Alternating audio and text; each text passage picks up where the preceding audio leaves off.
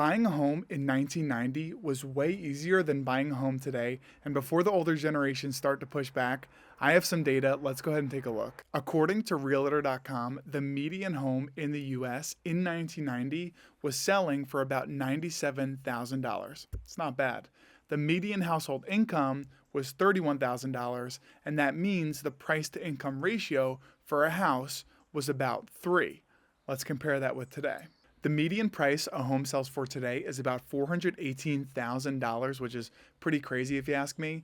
And the median household income is only $85,000, which means that the price to income ratio today is over 5, while in 1990 it was only 3. And over this time span, homes increased about 332%, while wages only increased 174%. So anyone who tells you that it was more affordable to buy a home in 1990 is straight up wrong. And it's very clear to me, guys, that real wages in the US have not even come close to keeping up with the housing inflation that we've seen over the past 36 years.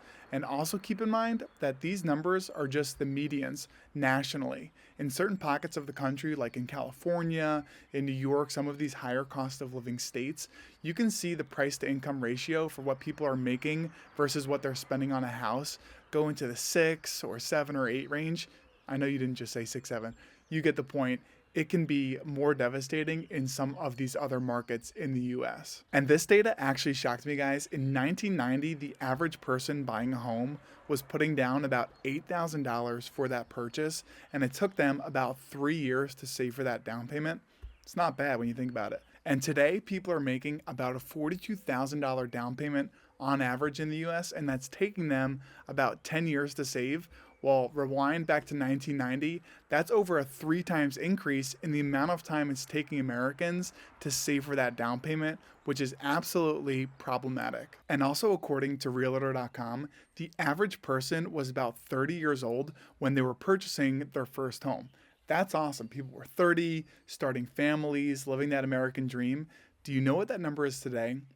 It has jumped 10 years from 30 to 40 years old on average. People are buying their first home today. And if we take a look at those critical 10 years from 30 to 40, that's 10 years of appreciation, leverage, mortgage paydown that people are now missing out on. And that is absolutely affecting people's net worth and ability to be financially free today. And it's no wonder why America is now turning into renter nation. You've probably heard this term before, but to make matters even worse, the wealth gap between those who rent versus those who own is only widening, and it's publicly being reported that the average homeowner has a net worth about 40 times greater than the average renter in the US. And again, that's only getting worse. And I predict that number could even reach 50 or 60 in the coming years. And here's the classic busted argument that the older generations will make. They'll say, oh, mortgage rates were so much higher when I was buying a house. They were 10%, 15%. In fact, they were about 10% in the year 1990.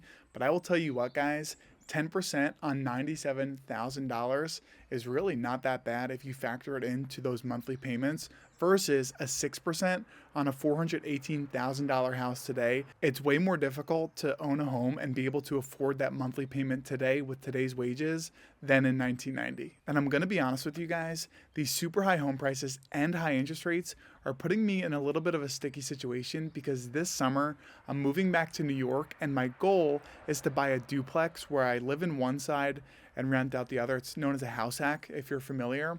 But man, I'm looking at some of these houses, 700, 800,000, and these houses need work too. And I've been saving a long time for the down payment on this duplex, but I will tell you guys that I am absolutely 100% going to get a deal.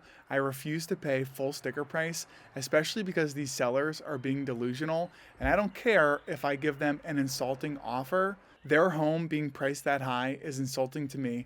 Thank you guys so much. If you want to stay posted on the purchase of this duplex, make sure you're subscribed for more. I appreciate all of you guys. I'm out.